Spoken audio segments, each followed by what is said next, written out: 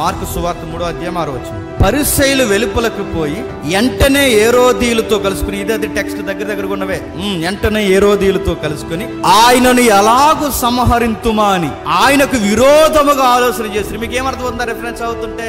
వీళ్ళకి బైబిలు తెలియదు, నెక్స్ట్ వీళ్ళకి భావము తెలియదు, నెక్స్ట్ వాడికి మంచి చేస్తే చూడలేరు, నెక్స్ట్ వీళ్ళకున్న దరిద్రం ఏంటి చెప్పనా?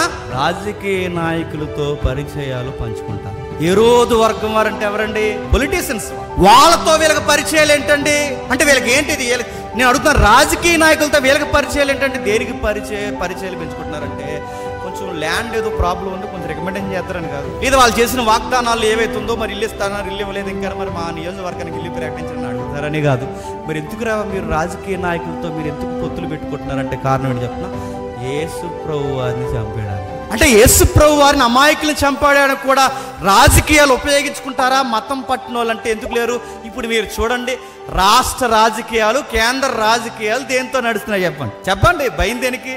ఏం పోతాను ముందు చెప్పండి. రాష్ట్ర రాజకీయాలకి కేంద్ర రాజకీయాలకి ఏం పట్టింది చెప్పండి ముందు? మతం.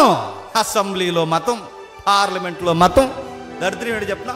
ఇస్రోలో ర్యాకెట్ ఎగరేయడానికి పూజలు చేయడానికి పూజారులు వెళ్ళారంటే ఇంకేమనాలంటే దాన్ని సైన్స్ ల్యాబ్ అనాలా, దాన్ని పూజ గుడి అనాలా, దాన్ని ఏమనాలి అంటే మతం నడిపిస్తుంది అధికారాన్ని, రాజకీయాన్ని కూడా వెళ్తుంది. మతం రాజకీయాన్ని వెళ్తుంది, మతం మనిషికి మత్తెక్కిస్తుంది. మతం అనే మత్తెక్కితే, మళ్ళీ నేను చెబుతున్నానండి, మతం అనే మత్తెక్కితే ప్రభుత్వాన్నైనా దించేస్తాయి. అందుకే చూడండి, రాజకీయాల్ని వాళ్ళు అండర్లో తీసుకుని. అందుకే చూడండి, పిలాతు ఎటు మాట్లాడకుండా అలా బిగిసిపోవడానికి కారణం ఏంటండి? పిలాతు గొంతు మీద ఏముంది చెప్పండి? మతము. నువ్వు గనక మా మాట వినకపోతే మా మత పెద్దలందరూ కలిసి నీ పయ్యోడికి లెటర్ రాసి నువ్వు కైసరికి వ్యతిరేకంగా పనిచేస్తున్నావని, నువ్వు మాకు వ్యతిరేకంగా ఉన్నావని మా మతం నుంచి ఒక లెటర్ బయటకు పంపించామంటే చివరికి నీ పోస్టింగ్ ఏమవుతుంది అన్నారు. అంటే మతం రాజకీయ నాయకులను బెదిరిస్తుంది, మతం అధికారులను బెదిరిస్తుంది, మతం ఏదన్నా చేస్తుంది, మతం ఎంత ఎత్తుకైనా వెళ్తుంది, మతం మనుషుల్ని అడ్డొస్తే చెప్పండి చంపేస్తుంది. అందుకే క్రైస్తవ్యానికి కూడా ఈ మత పిచ్చి ఉందంటే క్రైస్తవం అంతటికి లేదు, కానీ ఆ ప్రాక్టీసులు అలా నడుస్తున్న వాళ్ళకి మాత్రం ఖచ్చితంగా ఉంటుంది. ఉదాహరణ చెప్తాను వినండి, మతం ఎలా ఉంటుందో. ఒక కారు కొన్నాం అనుకోండి, ఏం చేస్తాను చెప్పండి? కారు కొన్నా చెప్పండి, అంత మోగజీవులు ఇప్పుడే పుట్టిన బేబీలా యాంగిల్ ఉంటాను చెప్పండి. ఏం చేస్తారు చెప్పండి? ఏం చేస్తారు? ప్రేయర్ చేపిస్తాం. ప్రేయర్ చేసిన తర్వాత ఏం చేస్తాం చెప్పండి? పాస్టర్ గారిని తోలమంటాం. పాస్టర్ గారు తెంగరోళ్ళకి ఏం చేస్తాడు? తోలేస్తాడు. ఆ తర్వాత ఏమవుద్ది? పాస్టర్ గారు తోలుతారు, తర్వాత మీరు ఫ్యామిలీతో అలా తిరుగుతారు. నెక్స్ట్ నడుతుంది, ఈవినింగ్కి అదే కారులో ఫ్రెండ్స్ అందరు కలిసి ఏం చేస్తారు? దీన్నే మతం అంటారు. మరలా ఇంకొక ఉదాహరణ చెప్తాను వినండి. ప్రతి దానికి క్రైస్తవులు ప్రార్థన చేస్తారు. ఒక ఇల్లు కట్టుకున్నప్పుడు ప్రార్థన చేస్తారు, పునాది దగ్గర ప్రార్థన చేస్తారు, ఇల్లు అలా గోడలు లెగిస్తున్నప్పుడు ప్రార్థన చేస్తారు, స్లాబ్ వేస్తున్నప్పుడు ప్రార్థన చేస్తారు, ప్రతిదీ ప్రార్థన చేస్తారు, ప్రతిదీ ప్రార్థన చేపిస్తారు, అన్ని ప్రార్థనలు చేపిస్తారు. అన్యులైతే ఇల్లు కట్టుకున్న తర్వాత లోపలికి ఒక దాన్ని తెచ్చి ప్రతి గదిలో తిప్పుతారు, దాని పేరేంటి? ఆ గదిలోకి తిప్పుతారు, ఈ గదిలోకి తిప్పుతారు.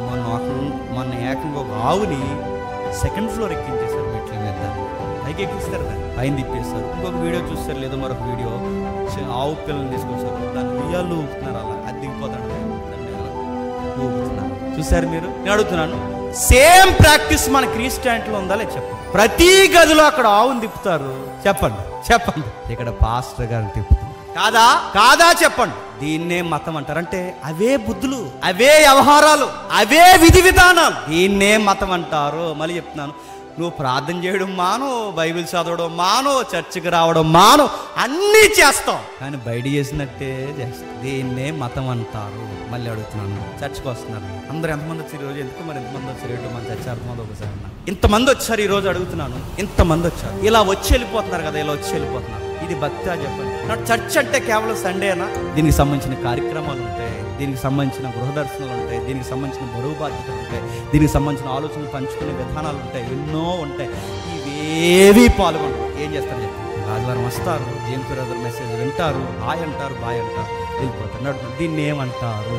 మతమే అంటారు. నువ్వు ఒక అలవాటు పడ్డావు, ఒక అలవాటుగా చేస్తున్నావు. మరలా చెప్తాను వినండి, పిల్లలు పుడతారు, పుట్టుదల చేస్తారు, నడుతుంది. మనకు ఉంది అది. పుట్టుదల చేస్తారు, ప్రార్థన చేస్తారు, ఉయ్యాలు వేస్తారు, ఊపుతారు, నడుతుంది. ఎక్కడవి ఇవన్నీ? ఎక్కడవి?